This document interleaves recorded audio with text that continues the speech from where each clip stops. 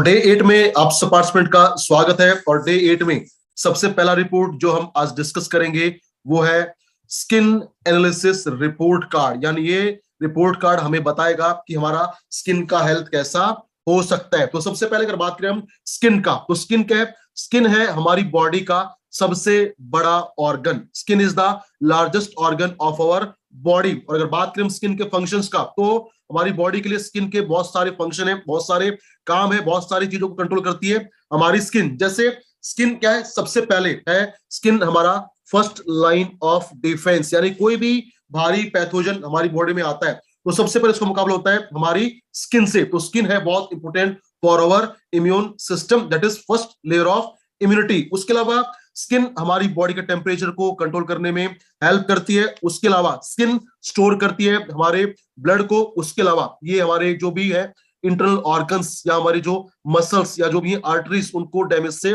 बचाती है। उसके साथ साथ स्किन हमें देती है फीलिंग या हमें देती है सेंसेशन। जो भी मैसेज आता है बॉडी में उसको पास ऑन करने में हेल्प करती है। उसके साथ साथ स्किन हेल्प करती है कुछ चीजों को अब्सॉर्ब करने में और टॉक्सिन्स को पसीने के माध्यम से बाहर निकालने में भी बहुत शानदार रोल प्ले करती है हमारी स्किन। और लास्ट जो इंपॉर्टेंट है वो है स्किन एक ऐसा ऑर्गन है जो हमारी बॉडी में हेल्प करता है in the formation of vitamin D. यानी विटामिन डी को बनाने में भी हेल्प करता है स्किन। और कोई भी इंसान अगर सुबह की धूप में अपने कमर के बल लेता है सनलाइट तो उसकी बॉडी में होता है मोर प्रोडक्शन ऑफ विटामिन डी। तो ये कुछ फंक्शंस है हमारी स्किन के। उसके अलावा स्किन एक ऐसा हमारा ऑर्गन है जो हमें देता है एक बाहरी लुक, जो हमें बनाता है बाहर से सुंदर। तो अगर हम बात करें स्किन का, तो स्किन में आपके सामने यहाँ पे आएंगे बहुत सारे टेस्ट, लेकिन ये बहुत सिंपल टेस्ट है, बहुत छोटे छोटे टेस्ट हैं। सबसे पहले अगर बात करें जो टेस्ट है वो है स्किन फ्री रेडिकल इंडेक्स। यानी हमारी स्किन के अंदर फ्री रेडिकल का इंडेक्स लेवल मात्रा क्या हो सकती है। और किसी की स्किन में अगर स्किन फ्री रेडिकल इंडेक्स की मात्रा ज्यादा है तो उसके स्किन में हो सकते हैं बहुत सारी प्रॉब्लम। क्योंकि अगर बात की जाए फ्री रेडिकल्स का, तो फ्री रेडिकल्स क्या होते हैं? रेडिकल्स आर द स्पीसीज, वो मोलिक्यूल्स है, वो प्रजातियां जो हमारी सेल्स को डैमेज कॉज कर सकती हैं। Those are called free radicals. तो किसी की स्किन में अगर होगा high level of free radical index तो उसको स्किन में ज्यादा प्रॉब्लम, ज्यादा इन्फेक्शन या ज्यादा एलर्जी प्रॉब्लम हो सकता है, स्किन में डैमेज हो सकता है। अगर हो low level of skin free radical index तो स्किन रहेगा हेल्दी। कम होगा तो हेल्दी और ज्यादा है तो होगा स्किन में प्रॉब्लम हो सकता है। सेकंड जो टेस्ट है वो है स्किन कोलेजन इंडेक्स। और ये क्या है? कोलेजन मतलब ये हमारी स्किन को देगा एक शानदार लुक, बनाएगा उसकी इलास्टिसिटी को बेहतर, उसको देगा रिंकल फ्री। तो अगर किसी का स्किन कोलेजन इंडेक्स कम है तो उससे क्या होगा? स्किन में आएंगे ज्यादा रिंकल। अगर है high level of skin collagen तो स्किन रहेगा ज्यादा हेल्दी, रिंकल्स नहीं आएंगे और उम्र बढ़ेगी, फिर भी आपकी जो त्वचा है वो रहेगी बिल्कुल शानदार, बिल्कुल बेहतर। अगर होगा हाई लेवल ऑफ कोलेजन, अगर कम होगा तो स्किन में आएंगे रिंकल, झुर्रियां पड़ेंगी ज्यादा। तीसरा जो टेस्ट है वो है स्किन ग्रीस इंडेक्स। ग्रीस मतलब यहां बात करें मॉइस्चर का, यानी स्किन के अंदर मॉइस्चर की मात्रा कितनी है। और अगर ग्रीस ग्रीस को समझना चाहें तो ग्रीस समझिए क्या होता है। हमारी जो स्किन होती है, स्किन के अंदर होती है एक ग्लैंड जिसको बोलते हैं सिबेसियस ग्लैंड, और वो सिबेसियस ग्लैंड प्रोड्यूस करती है एक ऑयल जिसको बोलते हैं सिबम। और अगर किसी की बॉडी में सिबम का प्रोडक्शन कम होगा तो स्किन होगी बहुत ज्यादा ड्राई। लेकिन अगर स्किन ग्रीस इंडेक्स या स्किन में सीबम की मात्रा ज्यादा होगी तो उससे होगी ज्यादा ऑयली स्किन और उससे हो सकते हैं हाई प्रॉब्लम ऑफ एक्ने। तो अगर स्किन ग्रीस इंडेक्स कम है तो स्किन रूखी रहेगी, अगर बहुत ज्यादा है तो स्किन हो जाएगी ऑयली एंड दैट में कॉज एक्ने प्रॉब्लम। चौथा जो टेस्ट है वो है स्किन इम्यूनिटी इंडेक्स। यानी स्किन का इम्यून सिस्टम कैसा है। अगर ये कमजोर होगा, कम होगा तो क्या होगा? बार बार हमें स्किन में या पूरी बॉडी में इन्फेक्शन हो सकते हैं। अगर ये ज्यादा है, बेहतर है, means were skin is working fine, हमारी स्किन अच्छा काम कर रही है। नेक्स्ट जो टेस्ट है वो है स्किन मॉइस्चर इंडेक्स। यानी हमारी स्किन में मॉइस्चर की मात्रा कैसी है। अगर स्किन में मॉइस्चर यानी पानी का लेवल कम होगा दैट विल कॉज डिहाइड्रेशन, उससे हमारी जो स्किन है वो रूखी सूखी होगी, उसमें आएंगे बहुत सारे रिंकल्स और उसमें रहेगा एक तरह से डल स्किन हो जाएगी। लेकिन अगर स्किन मॉइस्चर कंटेंट नॉर्मल है तो स्किन रहेगी नॉर्मल, और अगर स्किन मॉइस्चर कंटेंट ज्यादा है then skin will become oily, तो उससे भी स्किन प्रॉब्लम हो सकता है। नेक्स्ट जो टेस्ट है वह skin red blood trace index. Skin red blood trace index आपने कई बार देखा हो कि बहुत सारे लोग आपको ऐसे मिलते हैं, इनके स्किन पे आपको दिखते हैं हल्के हल्के रेड पैचेस, लाल लाल धब्बे बन जाते हैं, निशान बन जाते हैं, वो कहलाते हैं रेड ब्लड ट्रेस इंडेक्स। और अगर ये ज्यादा है, that will cause more red patches on the skin. अगर कम है तो होंगे कम red patches on the skin. फिर जो टेस्ट हुआ है स्किन इलास्टिसिटी इंडेक्स, यानी हमारी स्किन का इलास्टिसिटी, लचीलापन कैसा है। अगर स्किन होगी ज्यादा इलास्टिक तो उसका जो हेल्थ है वो बेटर रहेगा, उसमें सूखापन नहीं आएगा, उसका हेल्थ रहेगा बहुत ही शानदार। लेकिन अगर स्किन के अंदर लचीलापन कम है, इलास्टिसिटी कम है, तो स्किन होगी ड्राई, रफ और रहेगी बेजान।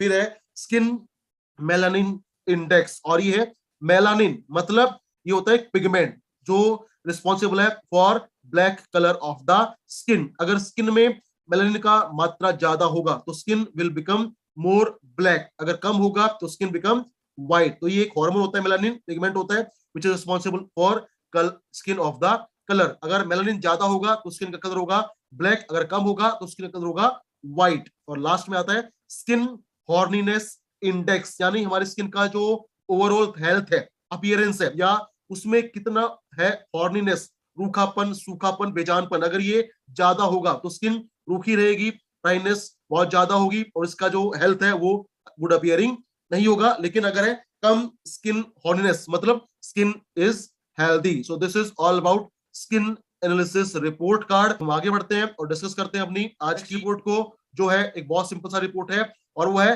Fatty acid report card. यानी हमारी बॉडी में फैटी एसिड का लेवल कैसा हो सकता है। और फैटी एसिड की जब हम बात करते हैं तो हमारी बॉडी में हमेशा होते हैं तीन टाइप के फैटी एसिड, एक होता है ओमेगा 3, एक ओमेगा 6 और एक होता है ओमेगा 9। तो अगर बात करें हम अपनी बॉडी में रेशो का, हमारी बॉडी में ओमेगा जो हम लेते हैं उसका रेशो कैसा होना चाहिए, तो रेशो होता है दैट इज 2:1:1। यानी अगर आप लेते हैं 100 ग्राम ओमेगा फॉर एग्जांपल, तो उसमें 50 ग्राम होना चाहिए ओमेगा 3, 25 ग्राम होना चाहिए ओमेगा 6 और होना चाहिए 25 ग्राम ओमेगा 9। अगर इस रेशो के हिसाब से आप ओमेगा इंटेक करेंगे तो आपका जो हेल्थ है वो होगा बहुत ही शानदार। क्यों? क्योंकि ओमेगा एक ऐसा न्यूट्रिएंट है, ऐसा हमारी बॉडी के लिए जरूरी कहीं पोषक तत्व है जो हमारी बॉडी में काम करता है as a anti inflammatory agent. यानी हमारी बॉडी में जो भी होता है इंफ्लामेशन उसको कम करने के लिए रिस्पॉन्सिबल होता है ओमेगा।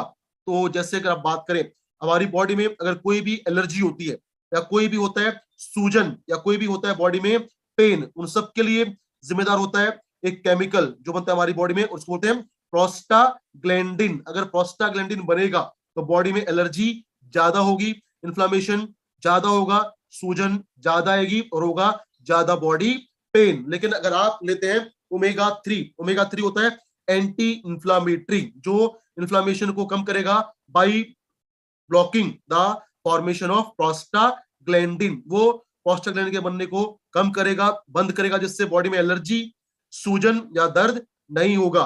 लेकिन अगर कोई इंसान लेता है ज्यादा ओमेगा 6, तो ओमेगा 6 होता है प्रो इन्फ्लामेटरी, जो हेल्प करता है in the production of prostaglandin. तो इसलिए मैंने बोला था रेशो होगा 2:1। यानी अगर हम ओमेगा 6 ज्यादा लेंगे तो बॉडी में होगा ज्यादा पेन, ज्यादा इन्फ्लामेशन। अगर कम लेंगे, ओमेगा 3 ज्यादा लेंगे, तो वो करेगा उसको कंपनसेट और देगा हमें एंटी इन्फ्लामेटरी एक्शन। और ओमेगा 9 बहुत इंपॉर्टेंट होता है हमारी हार्ट की हेल्थ के लिए। तो अगर हमारी बॉडी में लेवल ऑफ ओमेगा डाउन है तो उससे क्या होगा, बॉडी में होगा ज्यादा एलर्जी, ज्यादा स्वेलिंग और ज्यादा पेन। और अगर बात करें हाउ टू ओवरकम दैट, अगर आप चाहते हैं कि आपकी बॉडी में ओमेगा डेफिशिएंसी ना हो तो आप ले सकते हैं ओमेगा 3 कैप्सूल, या अगर महिलाएं हैं तो महिलाओं के लिए बेस्ट रिकमेंड किया जाता है फ्लेक्स सीड कैप्सूल, क्योंकि फ्लेक्स के अंदर होता है phyto estrogenic properties, means plant based estrogen hormone. अगर पुरुष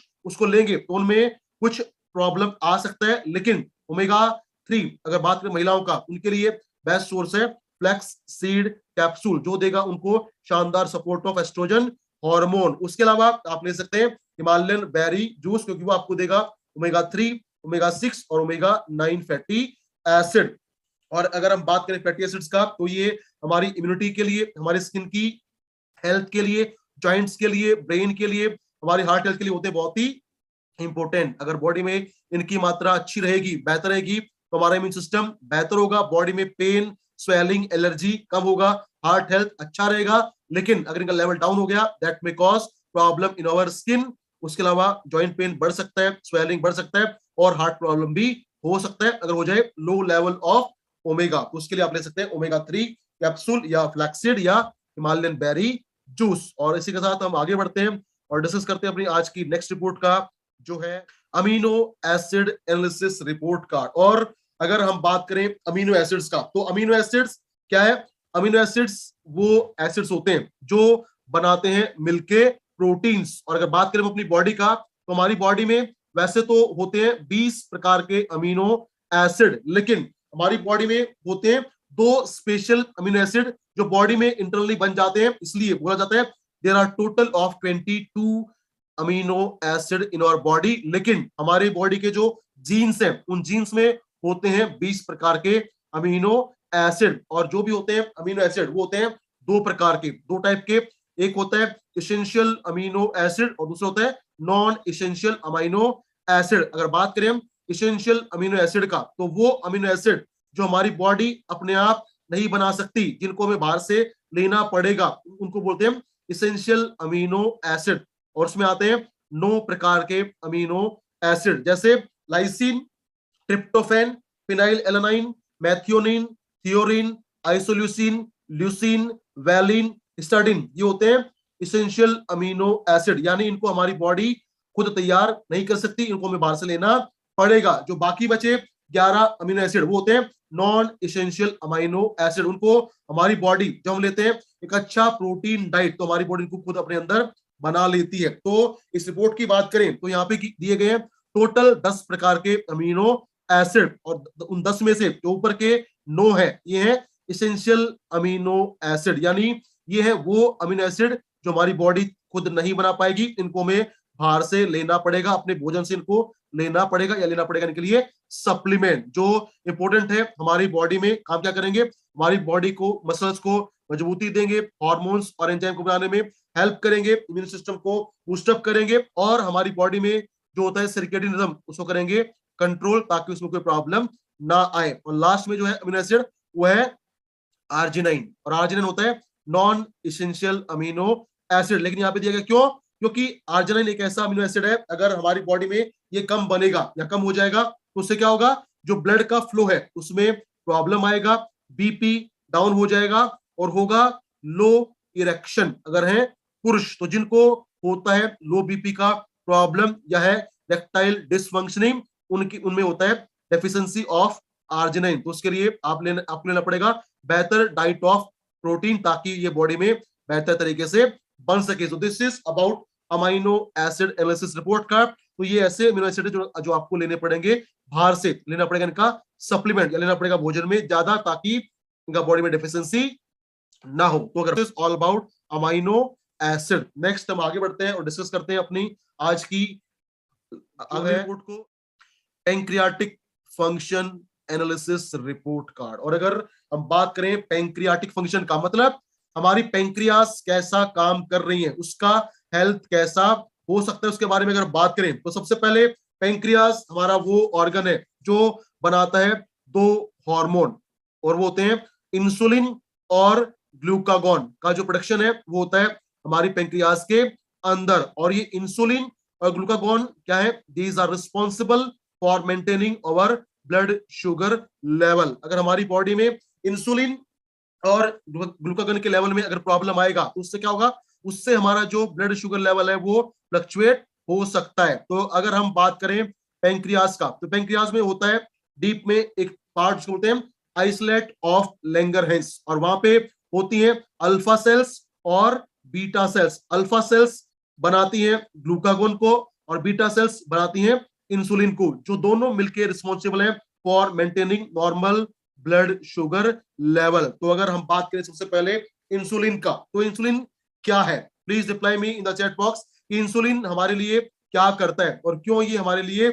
जरूरी है। अगर आप सुन पा रहे हैं प्लीज रिप्लाई मी, क्योंकि इसके बारे में सब सुनते हैं कि इंसुलिन क्या होता है, इंसुलिन का बॉडी में हमारा फंक्शन क्या होता है, इंसुलिन हमारी बॉडी में क्या करता है। Please reply. Maintain sugar level, बिल्कुल जी मेंटेन करता है, शुगर पचवाने में मदद करता है, बिल्कुल जी ये भी करता है। उसके अलावा क्या फंक्शन है इंसुलिन का,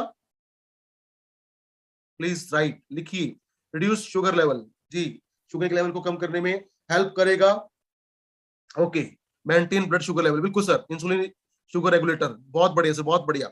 देखिए इंसुलिन ये सारे काम करता है, लेकिन आपने शायद कभी सोचा नहीं है कि जो भी कोई नाम होता है ना, उस नाम के पीछे होता है एक बहुत बड़ा मीनिंग। तो अगर हम बात करें इंसुलिन हार्मोन का, तो इसका जो है ना नाम, इसको अगर आप ब्रेकअप करें, आप करें इसका संधि विच्छेद जो हम बचपन में करते थे, इसको तोड़ें तो बनेगा इंसुलिन, यानी हमारी सेल के अंदर, इन अंदर, सु मतलब शुगर, लिन मतलब लाइनिंग, ये वो हार्मोन है जो हमारी सेल्स के अंदर, हमारे ब्लड के अंदर रिस्पॉन्सिबल है for maintaining normal blood glucose level. अगर इसकी लाइनिंग में डिस्टरबेंस आएगा तो होगा ब्लड शुगर ज्यादा या कम। तो ये है हमारा बॉडी का ऐसा hormone which is responsible for maintaining the level of sugar in our blood, उसी करता है प्रॉपर लाइनिंग, ताकि शुगर लेवल ना तो बढ़े ना हो कम। तो अगर बात करें इंसुलिन का, अगर आपने किसी का किया है एनालिसिस बाई 4G मशीन और आपने चेक किया इंसुलिन, तो अगर आपको याद हो तो पहले दिन हमने एक बात डिस्कस की थी, और वो क्या था कि जब भी आप किसी का जांच करेंगे 4G मशीन से, तो आप उसको बोलेंगे कि चाहे आप जब जांच करवाएंगे उससे 12 घंटे पहले आप चाय, कॉफी, कोल्ड ड्रिंक या कोई सप्लीमेंट या मेडिसिन नहीं लेंगे। अगर आप ये पूछेंगे, जैसे आप जांच करने वाले हैं और आपने पूछा क्या आपने 12 घंटे पहले चाय, कॉफी, कोल्ड ड्रिंक या सप्लीमेंट लिया कोई मेडिसिन, तो बताएगा कि मैंने कोई मेडिसिन लिया है, तो बता देगा आपको। तो इसका आपको मिलेगा बेनिफिट इस रिपोर्ट कार्ड में, क्योंकि इंसुलिन का जो फंक्शन है इसमें क्या होता है, कई बार आते हैं अपोजिट रिजल्ट, जैसा आप बताते हैं प्रोस्पेक्ट बोलते हैं कि मुझे प्रॉब्लम नहीं है। जैसे अगर बात करें इंसुलिन का, नॉर्मली जनरली अगर लेवल ऑफ इंसुलिन हाई हो, अगर इंसुलिन ज्यादा बने, तो ये माना जाता है कि क्या होगा, ब्लड शुगर का लेवल रहेगा नॉर्मल। लेकिन अगर किसी को होता है टाइप 2 डायबिटीज, किसी को होता है non insulin dependent diabetes mellitus, तो उसमें क्या होता है, उसमें बॉडी में इंसुलिन बनता है, पैंक्रियाज इंसुलिन बनाता है, लेकिन हमारी जो बॉडी सेल्स है वो उसको एब्जॉर्ब या उसको इनटेक नहीं कर पाती बिकॉज ऑफ रेजिस्टेंस। तो अगर किसी को है टाइप 2 डायबिटीज, तो उसका इंसुलिन लेवल हाई दिखाएगा, फिर भी उसको होगा डायबिटिक का प्रॉब्लम। तो इसलिए आप करते हैं प्रोबिंग, ताकि आपको आइडिया लग जाए कि आपको डायबिटिक है या नहीं है। लेकिन नॉर्मली हम ये मानते हैं कि अगर ये हाई है तो होगा low level of blood sugar, लेकिन अगर किसी को है टाइप 2 डायबिटीज तो उसको भी होगा हाई लेवल ऑफ इंसुलिन, फिर भी रहेगा उसको ब्लड शुगर का प्रॉब्लम। उसके साथ साथ अगर कोई पेशेंट है जो सुबह या शाम को लेके आया है अपना शुगर का एलोपैथिक मेडिसिन, उसका अगर आप जांच करेंगे तो उसमें भी दिखाएगा हाई लेवल ऑफ इंसुलिन, फिर भी उसको डायबिटिक का प्रॉब्लम। इसलिए आपको करना पड़ता है प्रोबिंग, क्या आपको बीमारी है या नहीं है, आप मेडिसिन लेते हैं या नहीं लेते हैं। उसके बाद आता है दूसरा रिपोर्ट, और वो है पैंक्रियाटिक पॉलीपेप्टाइड। और अगर हम बात करें पैंक्रियाटिक पॉलीपेप्टाइड का, तो ये क्या होते हैं, हमारी बॉडी में या हम कहें पैंक्रियाज में होते हैं 36 प्रकार के अमीनो एसिड का कॉम्बिनेशन जब बनता है तो वो कहलाता है पैंक्रियाटिक पॉलीपेप्टाइड। जब 36 प्रकार के अमीनो एसिड बॉडी में हमारे पैंक्रियाज में जुड़ते हैं तो उनसे बनता है एक प्रोटीन जो कहलाता है पैंक्रियाटिक पॉलीपेप्टाइड, और ये भी बहुत इंपॉर्टेंट है for maintaining our blood glucose level. और आमतौर पे अगर किसी को होता है low level of pancreatic polypeptide, अगर इसकी मात्रा कम होगी तो ये क्या इंडिकेट करेगा, ये इंडिकेट करेगा कि हमारे हमारे जो सेल्स हैं या हमारा जो ब्लड है उसमें है ग्लूकोज का ज्यादा मात्रा। अगर पैंक्रियाटिक पॉलीपेप्टाइड का लेवल डाउन है, ये कम आता है, तो मतलब हमारे जो भी ब्लड है उसमें होगा हाई लेवल ऑफ ग्लूकोज। तो ये एक ऐसा इंडिकेटर है जो बताता है अगर ये कम आएगा तो होगा हाई ब्लड ग्लूकोज, अगर ज्यादा आता है तो होगा लो ब्लड ग्लूकोज लेवल। और तीसरा जो यहाँ पे टेस्ट है वो है ग्लूकागॉन, और ग्लूकागॉन क्या है, ग्लूकागॉन है अपोजिट ऑफ इंसुलिन, ये है इंसुलिन का उल्टा।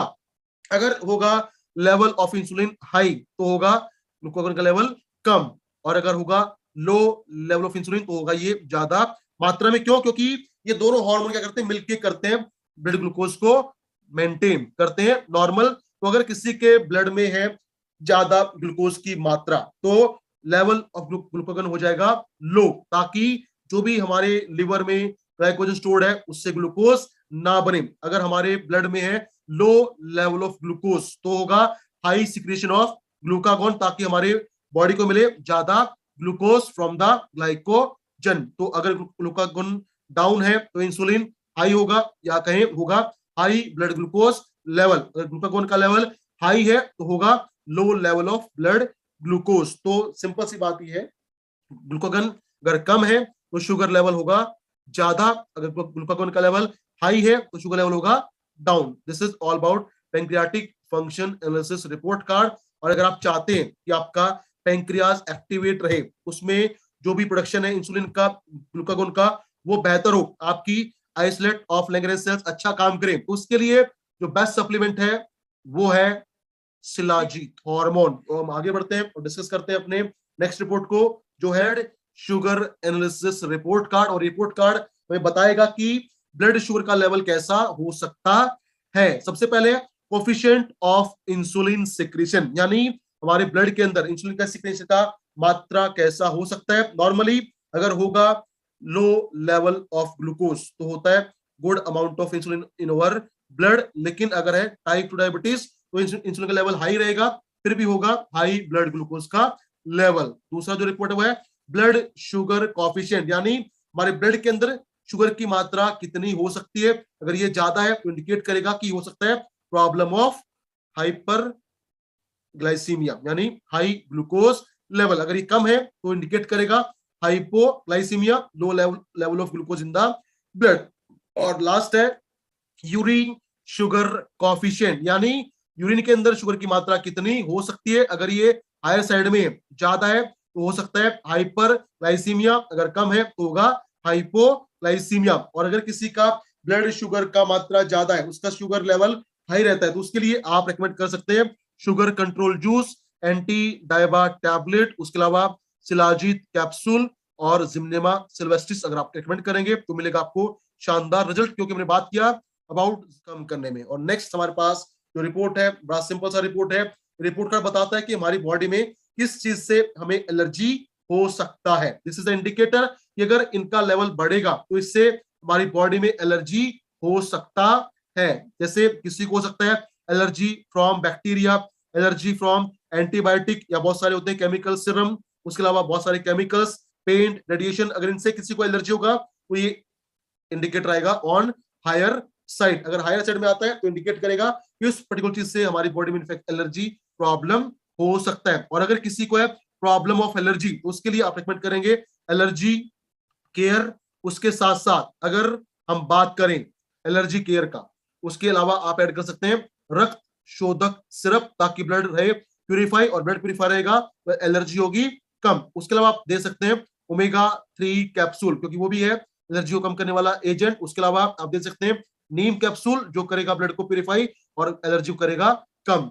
सो these are the all about allergens analysis report card. Next हमारे पास जो रिपोर्ट कार्ड आता है वो है, लास्ट में पहुंच गए हैं, और लास्ट में आप नीचे जाते हैं तो आता है आपका एक्सपर्ट एनालिसिस रिपोर्ट कार्ड। तो उसमें बहुत सारी चीजें हैं, लेकिन जो डिस्कस करेंगे वो है ये। सबसे पहला है नरिशमेंट। अगर आप देखते हैं इसको तो यहाँ पे सबसे पहले आता है obesity degree of body, ODB।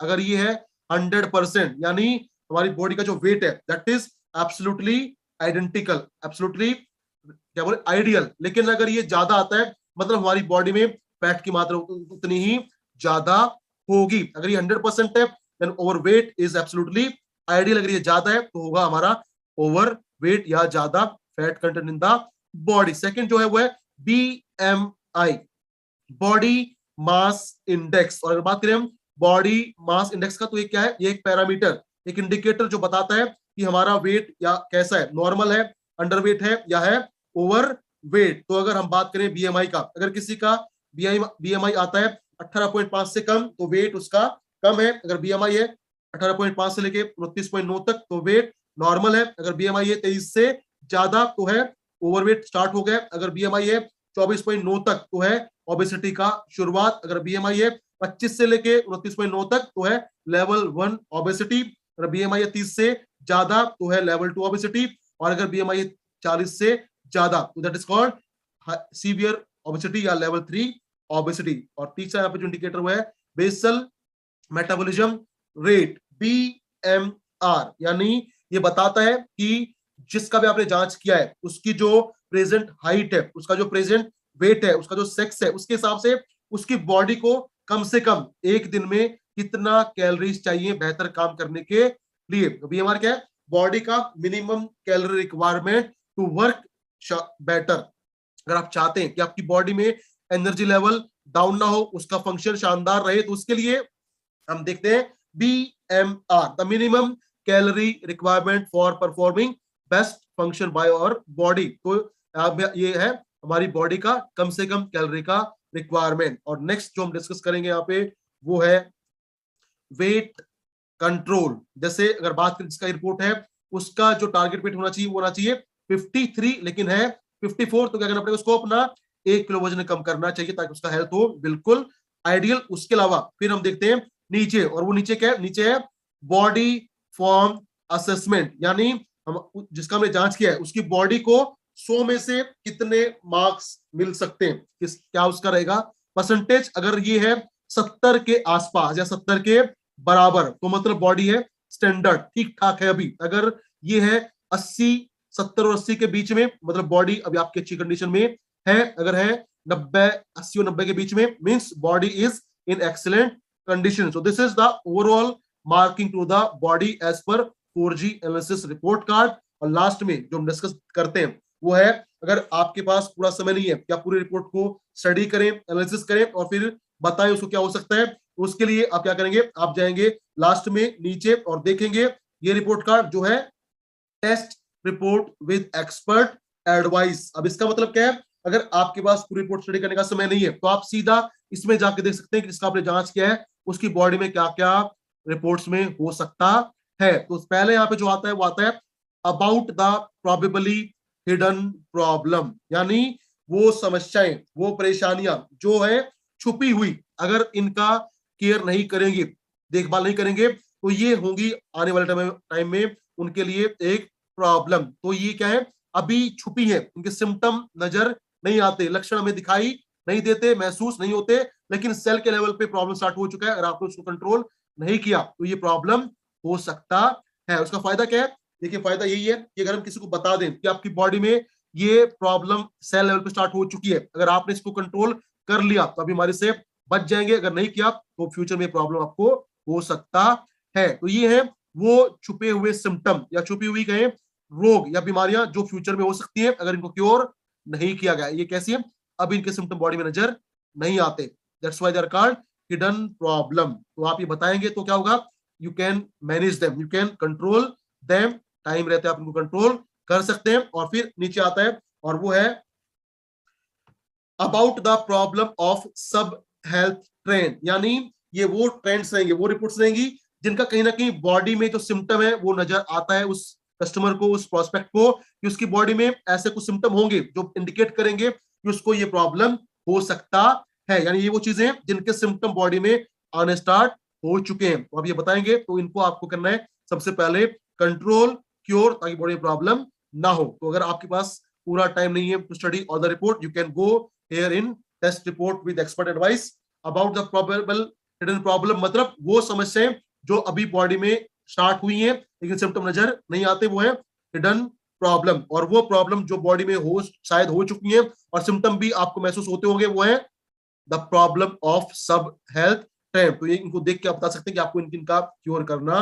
पड़ेगा, आपको करना पड़ेगा इसका केयर, अदरवाइज आपको ये फ्यूचर में प्रॉब्लम हो सकता है। और इसी के साथ हमारा 4G का फेज 1 ट्रेनिंग खत्म होता है। लेकिन देखिए क्या लिखा नीचे, please note this is not a medical device. मैंने पहले दिन बात किया था कोई मेडिकल डिवाइस नहीं है, तो इसके बेस पे आप किसी को ये नहीं बोल सकते कि आपको ये प्रॉब्लम, ये बीमारी, ये दिक्कत हो सकता है। आप हमेशा बोलेंगे कि आपको ये हो सकता है। If you want confirmation you can go for medical examination, but this is only A analysis report which